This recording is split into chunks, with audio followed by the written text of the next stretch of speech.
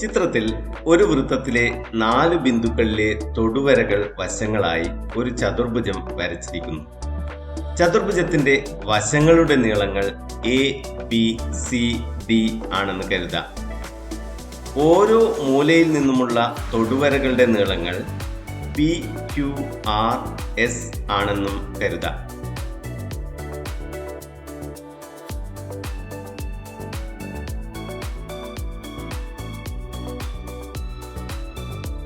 ഇവിടെ P plus Q എന്നത് A ആണല്ലോ.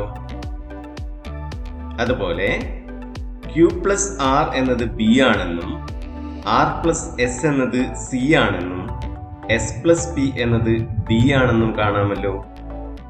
എയും സിയും ഈ ചതുർഭുജത്തിന്റെ എതിർവശങ്ങളുടെ നീളങ്ങളാണല്ലോ. ഇവയുടെ തുക കണ്ടു നോക്കാം. എ പ്ലസ് സി സമം P plus Q plus R plus S എന്ന് കിട്ടുമല്ലോ. ഇതുപോലെ അടുത്ത ജോഡി എതിർവശങ്ങളുടെ നീളങ്ങളായ ബിയുടെയും ഡിയുടെയും തുക കണ്ടു നോക്കാം. ബി പ്ലസ് ഡി സമം Q plus R plus S plus P അഥവാ P plus Q plus R plus S ആണെന്ന് കാണാമല്ലോ. എന്താണ് നാം ഇപ്പോൾ കണ്ടത്?